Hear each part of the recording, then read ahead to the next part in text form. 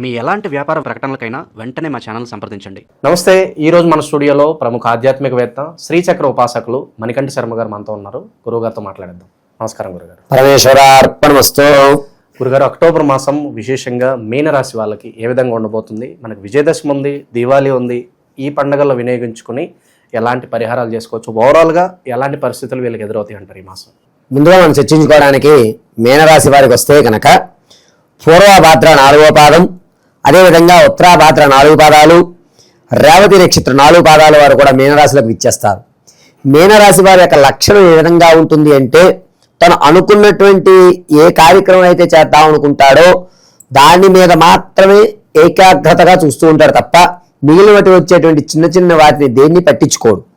తనకు కావలసినటువంటి గోల్ ఏదైతే ఉందో దాన్ని సాధించడానికి భయపెడతాడు, బతులాడతాడు, బామాడతాడు, ఏదోటి మొత్తం మీద చేసి ఆ యొక్క పనిని పూర్తి చేసేటువంటి అవకాశం ఈ మీనరాశి వారికి కలుగుతూ ఉంటుంది. అయితే ఈ మీనరాశి వారు చేసేటువంటి పని న్యాయమా, అన్యాయమా, ధర్మమా, అధర్మమా అనేటువంటిది ఆలోచించరు.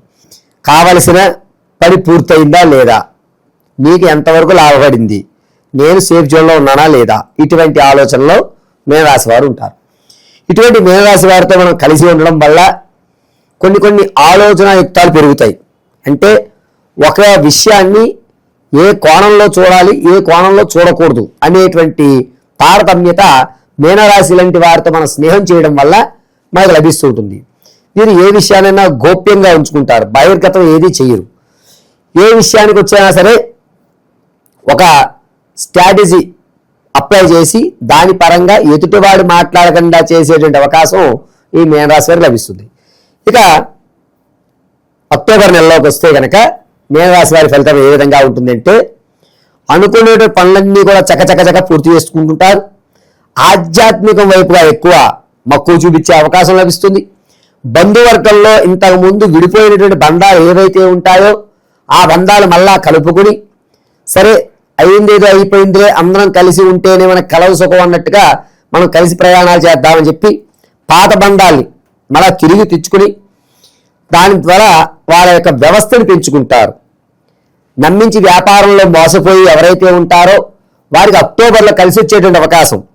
ఎందుకు మనవాడినే పెట్టుకుంటే బాగుంటుంది కదా అని చెప్పి తమ్ముడినో బామ్మర్దిని వీళ్ళని మళ్ళా కలుపుకోవడం, వ్యాపారంలో భాగస్వాములు చేసుకోవడం, వ్యాపారాన్ని 2 చోట్ల 3 చోట్ల బ్రాంచ్ ఏర్పరచుకోవడం, వ్యాపార పరంగా ఒక స్థిరత్వాన్ని ఏర్పరచుకోవడం అక్టోబర్ నెలలో మీనరాశి వారికి జరుగుతుంది. రాజకీయంలో ఉన్నటువంటి వారికి మంచి అవకాశం కలుగుతుంది. కేడరు మిమ్మల్ని గుర్తిస్తుంది. గుర్తించడంతో పాటుగా మీరు ఇంతకుముందు ఎంత ఖర్చు పెట్టావు, ఏమైంది అనేటువంటి లెక్కలు అడగరు. పైగా మనం ధనపరంగా స్థిరత్వం అనేటువంటిది, ఆర్థికంగా స్థిరత్వం అనేటువంటిది అక్టోబర్ నెలలో ఖచ్చితంగా మీనరాశి వారికి లభిస్తుంది. ఆరోగ్యపరంగా కూడా ఈ గొంతుకు సంబంధించినటువంటి ఇబ్బందులు ఇప్పటి వరకు ఎవరైతే పడుతున్నారో మీనరాశి వారికి అవన్నీ తొలగేటువంటి అవకాశం. మొహంలో ఒక తేజస్సు వస్తుంది. దైవ చింతన అనేటువంటిది పెరుగుతుంది. విద్యార్థులు జ్ఞాపకశక్తి కొంచెం తగ్గి, అయ్యో నేను ఇలా రాయకూడదు, నేను ఇది కాదు, నేను ఇంకాస్త చదవాలి, నాకు బెటర్ లైఫ్ కావాలంటే నేను కష్టపడాలి అనేటువంటి సొంతంగా తను రియలైజ్ అయ్యేటువంటి అవకాశం లభిస్తుంది. ఇక రియల్ ఎస్టేట్లో కానీ అదేవిధంగా స్టాక్ మార్కెట్లో కానీ ఎవరైతే పెట్టుబడి పెడదాం అనుకుంటున్నారో వారికి అక్టోబర్ 2వ నెల 2వ వారంలో కలిసి వచ్చేటువంటి అవకాశం లభిస్తుంది. వ్యాపారం కొత్తగా ప్రారంభం చేద్దాం అనుకునేటువంటి వారికి మాత్రం అంతంత మాత్రంగానే ఉంది. వ్యాపార ఆలోచనలు ఏమైనా ఉంటే కనుక పరోక్షంగా చేయడం మంచిది. వ్యాపారంలో ఇప్పటివరకు ఇబ్బందులు పడుతున్నారు ఎవరైతే ఉన్నారో వారు స్థిరత్వాన్ని ఏర్పరచుకుంటారు. కొత్త వ్యాపారాలకి అంత యోగదాయకంగా ఉండదు.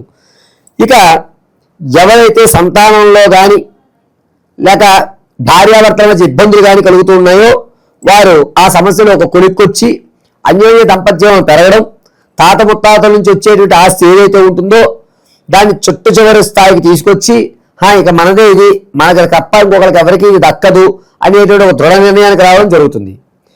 ఇక భార్యాభర్తల మధ్య కీచులాటబడి కోర్టు వరకు ఎవరైతే వెళ్ళారో ఈ వారం ఈ నెల అన్నటువంటి విధంగానే ఎవరికి దొరుకుతుంది తప్ప పరిష్కారాలు లభించవు ఎక్కడా కూడా. ఎవరికైతే కొత్తగా గృహ నిర్మాణం చేద్దాము లేదా నేను ఇల్లు కొనుక్కుందాం అనుకుంటున్నానండి అన్నటువంటి వారికి అంత యోగదాయకంగా లేదు. కారు బంగారు వస్తువులకు మాత్రం మంచి అవకాశం ఉంది. గృహాన్ని ఏర్పరచుకునేటువంటి అవకాశం మాత్రం ఎక్కడా కనిపించేటువంటి ధోరణి లేదు. గురుడు అంతర్గతంలో బుధుడు చూస్తూ ఉండడం వల్ల మీ ఆలోచన ఒక్క స్థానానికి వెళ్ళి సరైన నిర్ణయం తీసుకోక వాస్తుపరమైనటువంటి దోషాలు భూయితమైనటువంటి ఇంటిని మీరు నిర్ణయించుకుంటారు. అందుకోసం ఇంటి నిర్మాణాల్లో శ్రీకారం చుట్టకండి. అక్టోబర్ నెలలో మీనరాశి వారు ఏదన్నా ధనం ఉంటే పెడితే బంగారం మీద కానీ వెండి మీద కానీ పెట్టుకోండి, లేదా వాహనాల మీద పెట్టుకోండి తప్ప ఇంటికి సంబంధించి కానీ భూ వ్యవస్థకు సంబంధించి కానీ ఎట్టి పరిస్థితుల్లో పెట్టద్దు. ఇక ఆడవారి విషయానికి వస్తే సంతానం కొరకు చూస్తున్న వారికి కాస్త ఇబ్బందిదాయకంగానే ఉంటుంది. ఈ నెల కూడా అంత ఆశాజనకంగా లేదు. వివాహం కొరకు ఎవరైతే చూస్తున్నారో వారికి వివాహం వచ్చేటువంటి అవకాశం బాగా కనబడుతోంది. అందులోనూ మీ దగ్గర బంధువులే ఇంట్లోనే వెన్న పెట్టుకుని నీ కోసం తిరిగినట్టుగా తన దగ్గరలో ఉండే బంధువర్గాన్ని విడిచిపెట్టి ఇప్పుడు ప్రయత్నం చేశారు. ఆ బంధువు మళ్ళా వచ్చేటువంటి అవకాశం లభిస్తుంది. విలువైనటువంటి బంగారు ఆభరణాన్ని దొంగలపాలు చేసుకునే అవకాశం లభిస్తుంది. ఏదైతే డాక్యుమెంటరీ కాగితాలు అయితే ఉంటాయో అవన్నీ క్షేమదాయకంగానే ఉంటాయి. ఆభరణాలు, బంగారు వస్తువులు వీటిని పోగొట్టుకునే అవకాశం అక్టోబర్ 3వ వారం నుంచి 4వ వారం మధ్య జరుగుతుంది. విదేశాలకు వెళ్దామని ప్రయత్నం చేస్తున్న వారికి అక్టోబర్ 2వ వారం అయినటువంటి 14వ తారీఖు నుంచి ప్రారంభమయ్యి 23వ తారీఖు వరకు కూడా అద్భుతంగా లభిస్తుంది. ఏదైతే వీరికి ఇంతకు ముందు ఆడవారి విషయంలో ఇంతకు ముందు వచ్చినటువంటి స్థిరాస్తి ఏదైతే ఉందో దాన్ని దారదత్తం చేయడం, దాన్ని తన యొక్క చేతుల మీదుగా విడిచిపెట్టుకోవడం అనేది జరుగుతుంది. ఇక ఈ యొక్క మీనరాశి వారు మీ యొక్క రంగాల్లో ఉన్నతమైన స్థాయికి మీ యొక్క పై అధికారులు మిమ్మల్ని గుర్తించేటువంటి అవకాశం అక్టోబర్ 3వ వారం లభిస్తుంది. ఇదే విధంగా ప్రమోషన్లు కానీ లేకపోతే మీ యొక్క జీతం కాస్త అధికం అవడం అనేటువంటిది అక్టోబర్ 22వ తారీఖు నుంచి ప్రారంభం చేసుకుని 28వ తారీఖు మధ్యలో ఖచ్చితంగా ఒక స్థాయి అనేది పెరుగుతుంది. ఎక్కడైతే గౌరవ వాక్యంగా మిమ్మల్ని గుర్తిస్తారు అని మీరు అనుకుంటున్నారో ఆ గుర్తింపు ఖచ్చితంగా అక్టోబర్ 18వ తారీఖు నుంచి ప్రారంభమయ్యి 20వ తారీఖు మధ్యలో 18, 19, 20 ఈ 3 రోజుల్లో మీకంటూ ఒక గుర్తింపు వస్తుంది. ఆ గుర్తింపుని చాలా జాగ్రత్తగా కాపాడుకోండి. శత్రువులు కూడా ఎక్కువయ్యేటువంటి అవకాశం ఎక్కువగా లభిస్తూ ఉంటుంది. ఇక విశేషంగా గురుగారు మనకి విజయదశమి ఉంది, అలాగే దివాళీ ఉంది. వీటిని వినియోగించుకుని ఎలాంటి పరిహారాలు చేసుకుంటే బాగుంటుంది? ఇప్పటి వరకు మనం గోచార రీత్యా ఫలితాలన్నీ చూసాము. వ్యక్తిగతంగా అయితే కనుక కింద స్క్రోల్ అవుతున్న నెంబర్లో మీరు సంప్రదించాలి. Date of birth, time, place of birth. కొంతమందికి ఉండేటువంటి వాళ్ళు మేము అడిగేటువంటి కొన్ని ప్రశ్నలు, మీ యొక్క ఫోటో అప్పటికప్పుడు ఫోటో కనుక పంపించినట్టయితే మీ సమస్య పరిష్కారం అనేది ఖచ్చితంగా ఇవ్వడం జరుగుతుంది.